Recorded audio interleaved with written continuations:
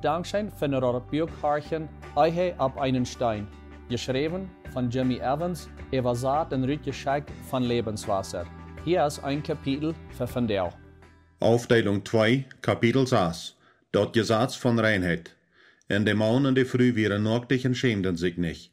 2. Mose 2, Vers 25. Nodem, dort Gott Adam und Eva im Garten Eden gemacht hat, kleid he ent gar nicht.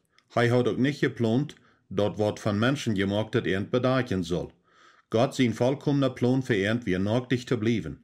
Verdienerweise war's, will ich sagen, ich sie nicht einer, wat für nacktig gehen ist. Aber diese wichtige biblische Wahrheit wird Ehepaare sehr helfen, wenn sie die wahre Bedeutung davon für die Ehe von dort verstanden worden. Adam und Eva erfuhren ganze Nacktigkeit, körperlich, sinnlich, gefühlslich und geistlich. Dit ist der Zustand und wohnen sie in 2. Mose 2, Vers 25 sich erfreien. Sie wären in alle Hinsichten ganz abgedeckt für Gott und füreinander. In dem Zustand geben sie sich selbst ganz in eine Umgebung von Neuheit und Offenheit. Dort ist Gott sein Bild von ein vollkommenes Eheverhältnis. Wenn wir auch nicht gemacht wären, uns zu den meisten Menschen, die wir durch im Leben treffen, ganz abzudecken, ist der Ehepartner eine Ausnahme. Besieht uns Verhältnis mit Gott ist durch kein anderes Verhältnis im Leben, wo so viel Möglichkeit für Nacktigkeit ist, als in der Ehe. In der Ehe ist uns dort an, dort wir das Verlangen haben, uns einer dem anderen zu geben. Aber, dat dit passieren kann, muss du eine taubereide und beschützte Umwelt sein, wo wir wiederholend nacktig sein können. Gott plant Nacktigkeit in der Ehe so, dass es alle Aufteilungen vom Leben mit anschließen soll. Körper, Seele und Geist. Wenn wir uns in alle Aufteilungen von uns Leben für unseren Partner ohne uns zu schämen oder zu grühlen, nacktig tragen können, sind wir auf eine gesunde Stät, um ein starkes, neues Verhältnis zu entwickeln. Wenn wir uns für unseren Partner nicht ganz abdecken können, bedeutet das, dass wir was verstärken. Das Verstärken muss abgedeckt worden. Die Ursache ist einfach. Gott mögt uns mit ein Bedürfnis für Neuheit und das kann bloß passieren, wenn du Aufrichtigkeit und Offenheit hast. Vielleicht hast du das schon mal gewusst, dass dir das daran fehlt, für deinen Partner nacktig zu sein, aber die det. Nicht bloß körperlich, aber alles abdecken von dir selbst. Du musst aufmachen und die selbst offenbaren, aber du kannst das nicht bloß irgendwo oder zu irgendwem tun. Gesunde Nacktigkeit muss auf eine besondere Stelle mit der rechten Person passieren. Wenn besondere Freunde und Familie das Bedürfnis für Nacktigkeit auch gewässert stellen können, ist die Ehe die einzige Stelle, was Gott geplant hat für uns, uns selbst ganz abzudecken, wer wir selbst sind. Hier sagst du vielleicht, na, ich sie befreit, aber ich kann nicht alle Aufteilungen von meinem Leben zu meinen Partner offenbaren. Vielleicht kannst du nu gerade nicht dein innerliches Verlangen ganz ob an der Ehe zu sein, erfüllen, aber die Wahrheit bleibt, dass Gott an einen Mensch das Bedürfnis gestellt hat, sich ganz zu offenbaren. Wenn deine Umstände so sind, dass es nu nicht geht, bleibt die Wahrheit doch, dass Gott die Ehe erschaffen hat, das Bedürfnis dort zu erfüllen. Wir müssen aber auch noch durch sein, wo gewisse Probleme zu lösen, so dass Gottes Plan schaffen kann. Erstens müssen wir erkennen, was dort verursacht, dass Adam und Eva ihre schmacke Nacktigkeit am Anfang verloren. Für das erste Paar sündigt, können sie sich ganz offenbaren zueinander und zu Gott, ohne Scham oder Angst. Aber, als Eva die Frucht hat, und Adam die Jei von hij hat, ändert furz wat in ihr Verhältnis. Nur der Bibel noch verloren sie in dem Moment ihre Anschuld. Ihre ungehinderte Nacktigkeit verlor sich in Scham und Angst. Als der Geschmack von frischer Frucht noch auf ihre Lippen war, sagten Adam und Eva nur Ferienblätter, ihre Geschlechtsglieder zu bedecken. Für sie von der Frucht von dem Baum von der Erkenntnis von Gut und Schlecht aten, wären ihre Geschlechtsglieder schandlos unbedeckt. Dit bedeutet 3 Dinge. 1. Ihre Unterschiede gingen ob überdeel zu bringen. Ihre Geschlechtsglieder wären die sichtbarste körperliche Unterschiede. 2. Sie können ungehinderte Geschlechtsverkehr haben. Keine Kleider muss durchgetragen werden, Sex zu haben, und kein Gefühl von Angst oder Schande, ganze Aufrichtigkeit und Aufmachen zu hindern. 3. Ihre feinfeilendste Teile können ohne Angst abgedeckt sein. Geschlechtsglieder sind die feinfeilendste Körperteile. Die Feenblätter, wat Adam und Eva sich antragen, nachdem das Sünd an ihr Verhältnis nennt, stellt 3 Wahrheiten dar. 1. Unsere Unterscheide geht nicht auf einen sicheren Weg aufzudecken, wann Sinn gegenwärtig ist. 2. Sinn versteht und vernichtet die Umstände, was es braucht, Noheit zu fördern.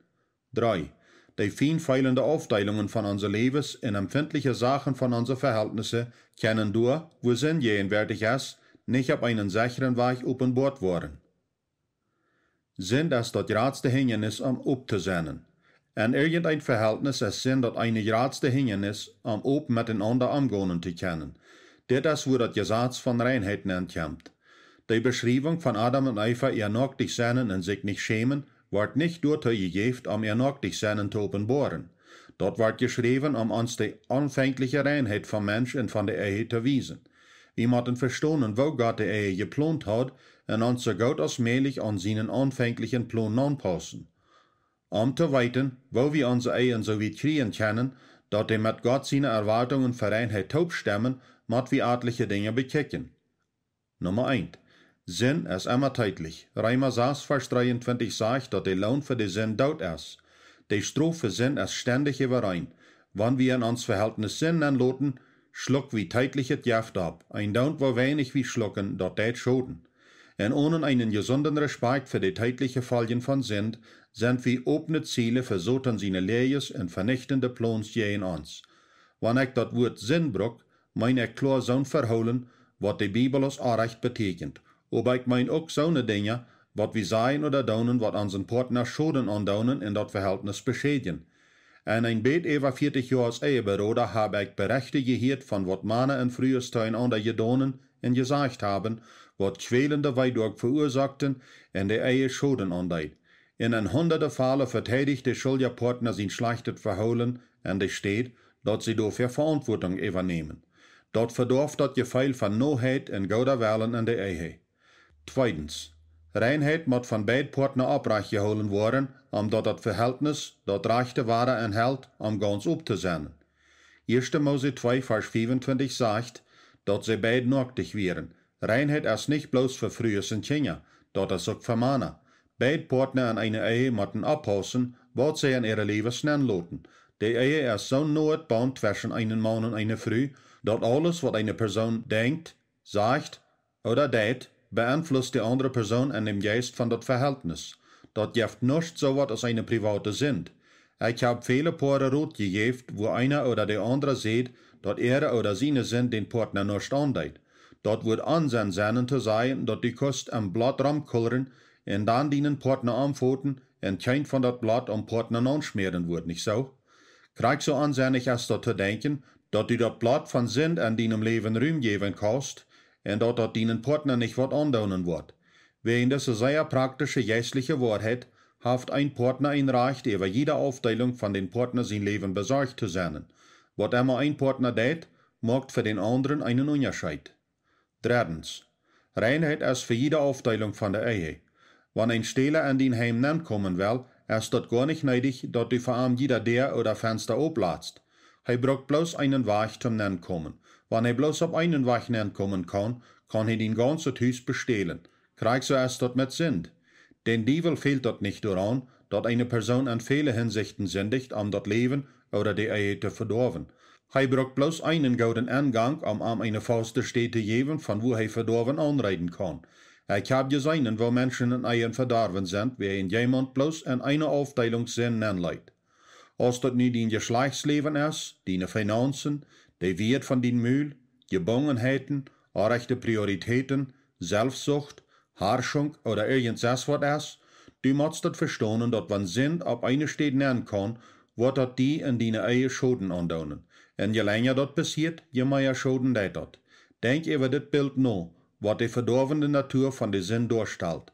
Wenn du eine neue Karte kaufst, ist das Anweisungsbuch durchbahnen, wo mit dir, was das für dich gebüht hat, die informiert, wo diese neue Maschine gebraucht werden soll.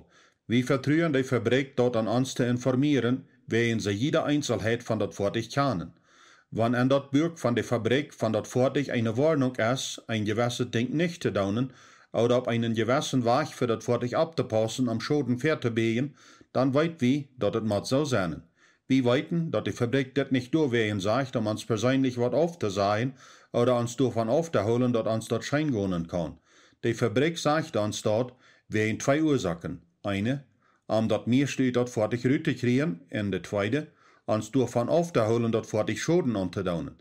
Dit is een goudet Bild van Gott en de Ehe. Gott is die, wat de Ehe geplant en gemaakt heeft. Zijn Anweisungsbuch is de Bibel, en daar heeft hij ons gewisse dingen gezegd, wat we daunen en niet daunen zullen. Einige Menschen schienen te denken, dat Gott nicht weet van wat hij deed. Andere geloven hij is bloß een spoesverdorver, wat ons davon afholen wil, dat ons dat schijn gonen zal.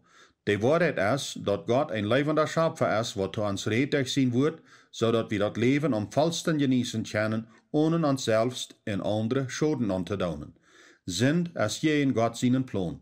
Wann hij ons ook tijdliche Scheingonen geven kann, ohne ons voortgaans te vernichten, fangt aber ein verdorvende Prozess an, wann wir an Sinn teilnehmen. De beste Weg, am Pferd te beten, dat de laatste Fall van de Sinn passiert is, de Sinn door ab te holen, wo de anfangt. De Anfang van de Sinn is krijg zo als bij Adam en Eva.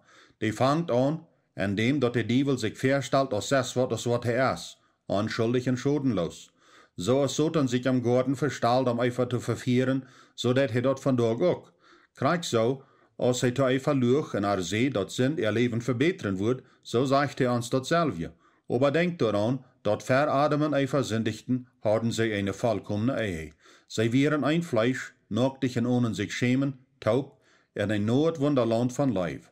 Erinnert die ook daran, dat nachdem, dat sie gesündigt hadden, waren zij twee einsame Menschen, wat sich van Gott en sich untereinander verstärken. Wat für ein Bild van de Welt vandaag. En Petrus seinen ersten Brief warnt hij zijn Leser für de Jehenwoord van Satan en ihre Levens ab te passen. Hij schreibt, ziet der gedachten waker, wils jener de böse Feind, schlägt sich ram aus sein brellender Leib en siegt nur wem, den hij verrieten kann. 1. Petrus 4, Vers 8. Dat bedeutet nicht, dass Christen verdacht oder besonders dievelbewusst sind. Aber das bedeutet, dass wir wacker sein und abpassen sollen für einen sehr wirklichen Feind, was das heißt, gesunde Ehen zu sein. Noch wichtiger, als dass wir gewahr sind, über Satan seine hinterlästige Plans uns zu verdorben, ist das, dass wir das weiter nicht verstehen, dass Satan seine Kraft nicht so groß ist als Gott seine. Wenn eine Ehe ab Gott sein Wort und eine Umgebenheit von Reinheit gebüht ist, kann der Satan die nicht Schoden andauern. Aber wenn ein Partner von Satan seine Lehres verführt wird, Sinn oder ungehorsam zu Gott an sein oder ihr Leben Ruhm zu geben, dann ist die Person ab Satan sein Land, und der Teufel wohnt an einer schlechten Oberschaft. Ich kann mir noch gut denken, was für Anstellungen ich über Sinn habe, das Kehren und ich uns befrieden. Wenn ich mich auch für eine gute Person hielt, glaubt ich, dass gewisse Sünden gar nicht so schlecht wären und sogar unsere Ehe verbessern können. Ich hatte eine Vorstellung von Kehren und mir selbst an einer Ehe, wo wir die Kirche fuhren und eine Gesellschaft respektierte Menschen wären, aber wir können auch ein bisschen Spaß haben. Das dauert nicht lang, was ich anwart, dass das Spaß von Sinn Heinstrich schlug. Wir können in Wirklichkeit viele von den Problemen am Anfang von unserer Ehe zurückführen, nur die Warteln von Sinn und schlechtes Verholen, was ich in mein Leben erlaubt hat.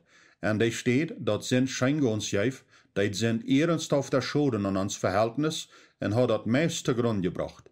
Die einzige Antwort wäre, dat uit onze levensruute schmieden. Als ik dat deed, word ik aan dat de vrouwste en erfreiendste Weg zum Leben is de Weg van Reinheit en Gehorsam zu Gott. Ik heb meer als 20 jaar van mijn leven geleefd, wo ik op ernst en zin leeft oder met zin speelt. Vandaan sind dat nu al over 40 jaar, wat ik voor dem Herrn geleefd heb. Wanneer ik ook nog zeer lang niet vollkommen zie, heb ik eine Wahrheit entdeckt, wat ik de eerste 20 jaar niet leefde. Reinheit is wundergoed. En de beste Geschlechtsverkehr en Noheit an der Ehe erfährt man dann, wenn man Verantwortung für sein Verhalten auf sich nimmt. Wenn du denselben Glauben und Anstellung hast, was ich am Anfang hatte, oder du mehr Reinheit an deiner Ehe haben wirst, hier sind was allgemeine Richtlinien und Staupen, was du nehmen kannst, entweder die Anwalt von Reinheit von deiner Ehe festzustellen oder zu ernähren. 7 Staupen zur Reinheit an der Ehe. Nummer 1. Nimm Verantwortung ab für dein Ehe nicht verholen. Bevor du nicht am ersten mit deinen Partner, aber mit dein Ehe nicht verholen. Du kannst dein Partner sein Verholen nicht ändern, aber du kannst mit Gottes Hilfe dein Ehe nicht verholen ändern. Krieg so als Jesus dort sieht, wenn wir andere rechten, versiegt wie einen Tux von einem anderen sein Urgrüt zu nehmen, wenn wir selbst einen Balken an uns Urg haben. Nur Lukas 6, Vers 41 und 42. Nimm Verantwortung für deine Ehe werden Doten und Bö von deiner Seed erstens eine Umgebung von Reinheit und Vertrauen. Am Anfang von unserer Ehe, wir kehren sehr überdrüssig mit mir, wen min selbstsichert und nicht mehr feilendet verholen. Sie versucht alles, was sie kann, an mich zu ändern, aber dat mögt die Sache bloß euer. Mir wird dat deit wahrlich, wo sie zu mir redet und mich versucht zu ändern. Aber ein Tag ändert sich dort. Als sie mit mir in unserer Ehe ganz überdrüssig wir, dreht kehren sich nur dem Haaren in Bett, dat die Haar ändern wird. Von da wieder vertraut sie Gott, mich zu ändern, als sie sich mit ihr nicht verholenen Schwachheiten befaut. Dort wird der Anfang von Heilung von unserer Ehe. Als Karen für mich beten vertraut, dass der Haar mich ändern wird, und sie sich mit sich selbst beschäftigt, ändert dort die Umgebung von unserer Ehe ganz. Nummer 2. Da nicht sind, für sind Tricktolen. Gott sein Wort lehrt, dass wir schlechtet mit Gaudet betolen sollen und sogar unser Feind leben. Lukas 6, Vers 27 bis 36. Rach und Tricktolen wird keinmal ein Problem an der Ehe lösen. Sonne Anstellungen und Verholen worden das Problem bloß wieder verursachen und euer machen. Du kannst einen Geist bloß mit einem entgegengesetzten Geist überwinden. Dort ist, wo sie Jesus sieht, dass wir unser Feind leben sollen. Wenn du 4 mit 4 versuchst zu bekämpfen, wird das 4 bloß geraten.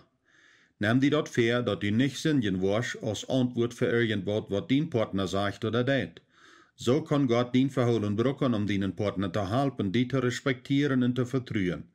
Die Kraft von Leibengerechtigkeit ist gerade aus der Kraft von der Weise.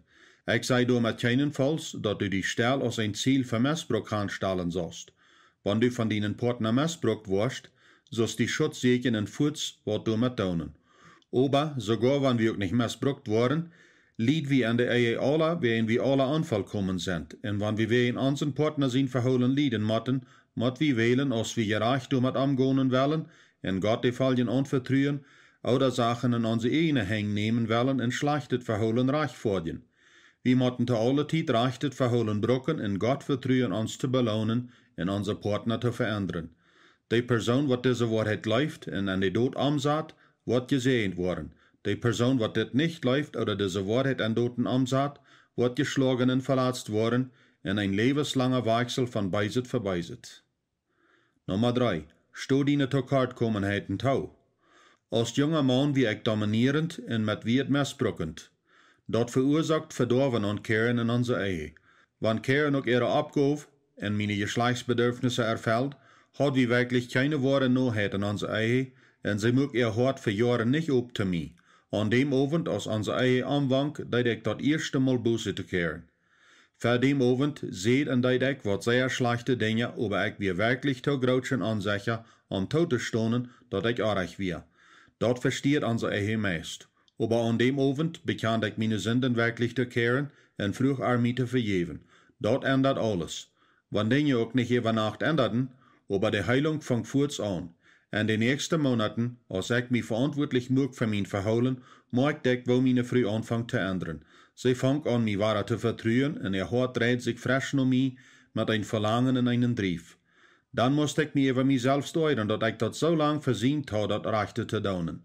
Wenn wir von Horten und ab ihren seien, mir dort leid, ich wie Anrecht, wirst du mich vergeben, kann dort eine Ehe böse heilen, als irgendwas wird.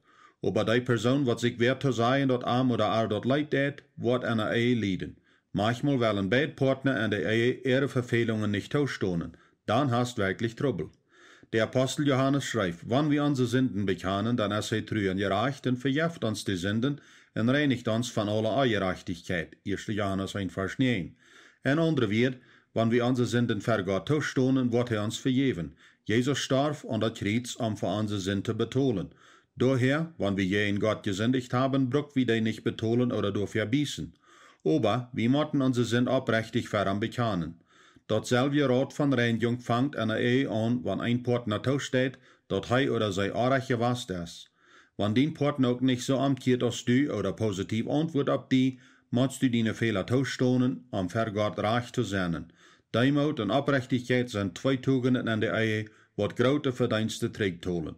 An der anderen Seite aber leiden Hochmut und Selbstsucht nach einer Umgebung, wo der Teuerwacht ist, uns voreinander aufzudecken. Der Jakobusbrief gibt uns 2 Phasen, wat mit dit zu tun haben, wat wichtig sind, dat wir uns dem machen. Gott ist jene, wat stolz sind, aber die, wat demutig sind, gibt er Not. Jakobus 4, Vers 6. Bekannt jene Sünden einer zum anderen und bet einer für den anderen, dat die kennen geheilt worden. Jakobus 5, Vers 18. Nummer 4. Verjev. In Matthäus 6, Vers 14 bis 15 sagt Jesus, wenn die Menschen dort verjeven, wenn die sich gegen jün versündigen, wird jün himmlischer Vater jün auch verjeven. Aber wenn die anderen Menschen ihre Sünden nicht verjeven, wird jün Vater jüne Sünden auch nicht verjeven. Andere Menschen zu verjeven, ist bei Gott eine wichtige Sache. Der im Neuen Testament, wo wir wiederholend gelehrt und geworden über Verjevung. Gott sieht uns nicht bloß, dass wir nicht verjeft worden wurden, wenn wir andere nicht verjeven, aber er sieht uns dort auch, dass nicht verjeven uns hart verjeft. Hebräer 12, Vers 15. Wenn du mal best mit so einem Menschen taub gewast, wird nicht verjeven, hast du ihn sicher gehört jeftige Widerreden über die Menschen, was sie nicht vertragen können. Nicht verjeven beweist sich an unsere Gesichter, unser Wirt und an unsere Doten. Dort jeft von Unverjevenes, det einen größeren Schaden an dort Gefäß, wo dort Bernen ist, als wat het den weidet, auf wem dort gespähen wird. Ein anderer wird, die wird den größten Schaden haft, wenn du andere nicht verjefst, bist du selbst. Wenn du deinen Partner auch verjefst, aber wenn du eierliche Gefeile und Betternis je ein anderer in deinem Leben hast, wird das deine Ehe doch schlecht beeinflussen. Dort ist wirklich so, dass ein Partner, der Jan ja sein kann, wird es da wie ein schlecht kriegt, während der andere Partner euer in Verdruss je ein anderer Menschen mittragt. Wenn du nicht verjevend bist, je in irgendwem in deiner Vergangenheit, Eltern, Wirts, gewesene Geschäftspartner, gewesene Freund, gewesene Leibhaber, Geschwister, Verwandtschaft, gewesene Partner, gewesene nahe Verhältnisse oder irgendwas wer, wird dort alles in dein Leben auf einen schlechten Weg beeinflussen, besonders deine Ehe, wenn du nicht gereicht mit dit handeln wirst. Unverjefnis ist so als ein daudiger Stinkhutter im Keller. Dort mag das ganze Haus stinken. Dort gehen das auch so von Verjevung. Wir sind gesehnt und erfrischt, wenn wir andere verjeven und ungesunde Gedanken und Gefeile losloten. Hier sind wat wichtige Staupen zu verjeven. A. Lot die schuldige Person los von persönlichen Rechten. Da dat auch nicht immer wahre in deinem Denken rumdrehen, lot Gott Rechte sennen. B. Leif die Person, wat die auch gedonen haft.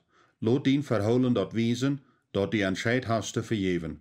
Wenn du missbrauchendet oder schädeljet verholen ist, kann dat gut sein, begrenzte Verhältnisse zu haben mit wat Menschen.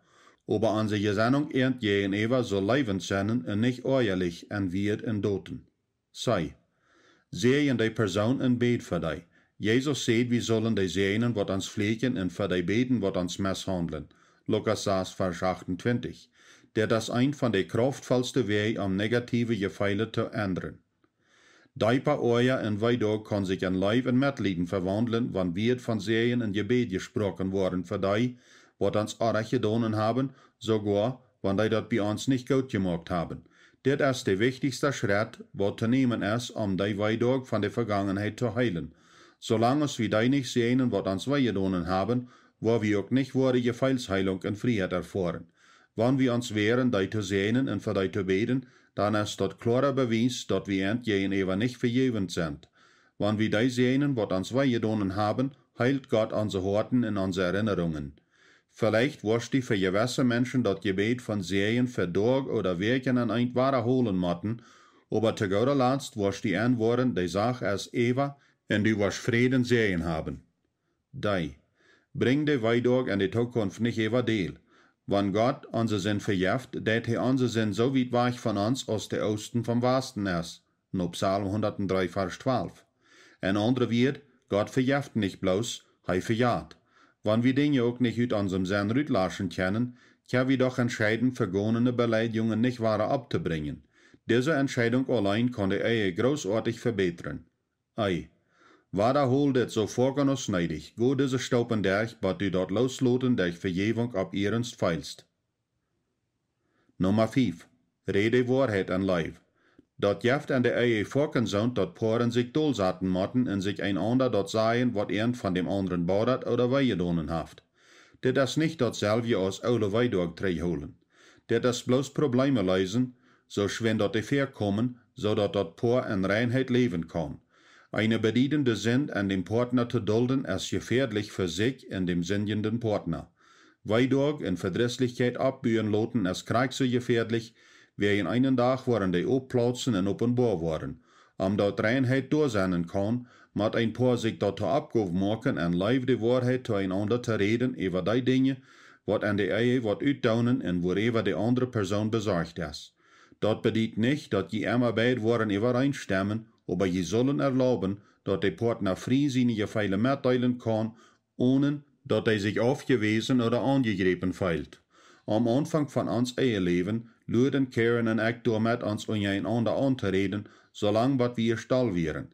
Dann verursachten onze wir het weidog. Von dann haben wir geleerd alle Tag unsere Probleme zu lösen. Wir griepen den anderen seine Probleme nicht hart an, aber wir loten die auch nicht bloß doch. Leivend deil wir mit, wat wir für uns in ons Verhältnis für wichtig holen. Dann red en bet wir über dit, wat de Sache geleist ist. Diese Einstellung über Obsehnen und Mitteilen ist ein von den grootste Ursachen, dass wir so viel positive Gefühle und Erfahrungen haben miteinander. Dass wir über empfindliche Sachen in unser Lebens miteinander reden können, hat unser Lebens viel reicher gemacht. Wir können zu uns einander so sein als beste Freund, unsere Sinn bekennen oder die Gefühle offenbaren, ohne beschuldigt zu werden oder misstrauisch zu sein. Einige können vielleicht sagen, dass das gefährlich ist, wie aber sagen, das ist Gott sein Plan. Aber an gewisse Vers von Epheser soll gedacht werden, wenn Partner sich einander anreden. Wir müssen an einem leibtollen Geist die Wahrheit verbreiten, und wir müssen an alles abwaschen und Christus ähnlich werden, der uns Haupt ist. Epheser 4, Vers 15. Hier ab mit lehen und red die Wahrheit einer zum anderen, weil sie sind all geleden aneinander. Wenn jemand euren, dann sorgt so, dass jemand der ihnen euer nicht versenden und vereinigt jemand euer des an ungejet. Geeft dem beisen Feind keine Gelegenheit. Epheser 4, Vers 25 bis 27. Nummer 6. Bet füreinander. Du können gewisse Dinge in deinem Partner sein Leben sein, was du bloß nicht ändern kannst, was bloß Gott kann. Wenn du die Wahrheit an Leib geredet hast, wird dein Partner manchmal verstehen und wird's ändern, aber manchmal wird er oder sie nicht. Und es steht, dass du deine Gefühle anführst mit dem Partner still bematten oder angrülen oder kontrollieren, bet für deinen Partner. Das Beste, was du allein tun kannst, ist deinen Partner sein üterliches Verhalten an deinen Janker anzupassen, aber wenn du das tust, wirst du jenem Verhältnis Schaden andaunen. Wenn du für deinen Partner beten wirst, kann Gott jen Beit ändern. Dann hast nicht bloß deinen Partner gewonnen, aber du hast jen Verhältnis dabei auch nicht Schaden angedonen. Nachdem, dass ich 1000 Ehepaaren Rot gegeben habe, kann ich dir das all versichern, dass es kein vollkommener Partner gibt. Aber, wenn wir zueinander die Wahrheit reden und für uns am sich beten, kann Gott eine reine Ehe bühen auf den Grund von uns Glauben an Arm. Bemerkt die den Rot von Jakobus 4, Vers 6 hier noch einmal. Bekannt jene Sünden einer zum anderen und bet einer für den anderen, dass die können geheilt werden. Das Gebet von einem Gerechten kann viel utrechten, wenn das ab ihrens ist. Nummer 7. Seht gerechte Freund in Gemeinschaft. 1. Korinther 15, Vers 33 sagt, lot je nicht anschmieren, schlechte Gesellschaft verdorft gute Angewohnheiten. Dort ist besonders schwierig, eine Ehe reinzuholen, wenn die meiste von unserer Gemeinschaft und Gesellschaft mit reinen Menschen ist. Von einer Seite sehe ich nicht dafür, dass wir uns auf einen gesetzlichen Weg von Freund, Verwandte oder Geschäftspartner, wo Probleme haben, trennen wollen, wenn wir haben alle Sachen, wo wir mit Druck sind. Aber von der anderen Seite sage ich, dass wir sehr aufpassen müssen, über was Ramans ist und was unsere neue Gesellschaft ist. Die Bibel sagt uns dort ganz klar, dass wir so aus die waren, mit wem wir taub sind. Wenn wir das nicht glauben, sind wir verleiht. Deine Freund sind deine Zukunft, gut oder schlecht. Ehebruch und Ehescheidung rannen in Gruppen. Wenn du mit Menschen umgehst, die in Sinn leben, ermutigen die dort und formen eine Unterstützungsgruppe für Sinn. Du hast Freunde nötig, die dir ermutigen, Gott zu segnen und deinen Partner zu leben und die nicht zu roden, die von den Dummkopf zu scheiden, wenn du Probleme hast. Die fehlt dort nicht an Freunde, die versegnen zu dir sind. Du brauchst Freunde, die ein gutes Beispiel sind und die ermutigen, das Rechte zu tun. Und ich glaube, dass eine gute, an die Bibel glaubende Gemeinde die beste steht ist, um gute Freunde zu machen und verantwortlich geholt zu werden. Wir leben in der argsten Welt von allen Tiden und wir brauchen jegliche Freunde neidiger als jemals. Die Ehe wird von Gott angesagt als ein Platz, wo zwei Personen füreinander ganz nötig sein können, ohne Angst oder Scham zu feilen. Das nötig sein soll auch unsere Gedanken mit anschließen. Gott will, dat Ehepartner irgend Gedanken ohne Angst mit den anderen mitteilen können. Nördlich seinen schlitt auch die Gefeile mit an. Gott will, dat wir an sie Gefeile mitteilen und uitrecken können, so als kleine Kinder, ohne verschmähten oder verschämt zu feilen. Hij heeft ook geplant dat mensen geestlich nördlich sein sollen an der Ehe. Hij will, dat wir op den besten Weg taub beten und anbeten können. Und schließlich will Gott auch, dat wir körperlich nördlich taub sein können, ohne uns zu schämen. Hij will, dat wir uns an unsere Körper taub erfreien sollen mit höchster Scheingonen in Einheit. Ver wir alle Scheinheit und Heiligkeit von Reinheit erfahren können, mat wir in einer Umgebung von Reinheit sein. Erst du wat an dein Leben, wat Reinheit an deine Ehe anbringen kann? Erst du wat an dein Partner sein Leben, wat du nicht konfrontiert und verjeft hast? Und du aber weißt, dat jünt dat Träghält von jünt einander so leben zu können, als die sollen? Du dit dann nicht zu Sied schüben. Für sich auf einen leibenden Weg von jün Heim und jüne Ehe eine sichere Stätte zu machen, wo du und dein Partner nördlich sein können. An dem, dat je jünt Gott hangeben in seinen Wellen für dat Leben in der Ehe segen, seegt täglich nur seine Vergebung und Leitung. Wandelt auch täglich an Abrechtigkeit, Verantwortlichkeit und Vergebung zueinander. Wenn jemand einen täglichen Respekt für Gott sein Gesetz von Reinheit an der Ehe gonen, wo je einen klaren Unterschied an der Umgebung und das Scheingonen von jener Ehe machen. Reinheit ist die Umgebung, wo Leben Noheit sich am diebsten und scheinsten uitrecken können. Lot die Gott sein Bastet für jener Ehe nicht von Soten in seine leere Swag gestohlen worden. Sie flietig am Rein blieben und Gott wird die Dollar sehnen, als wat die willste Dreim wären. Seilig sind die ein reines Hort haben, wils die sollen Gott seinen. Matthäus 5, Vers 8. Dankschön für noch das Bürgharchen Ehe ab einen Stein. Ich wünsche, dass das eine Halb sein für die und eine Hoffnung, zum eine stärkere Ehe bauen.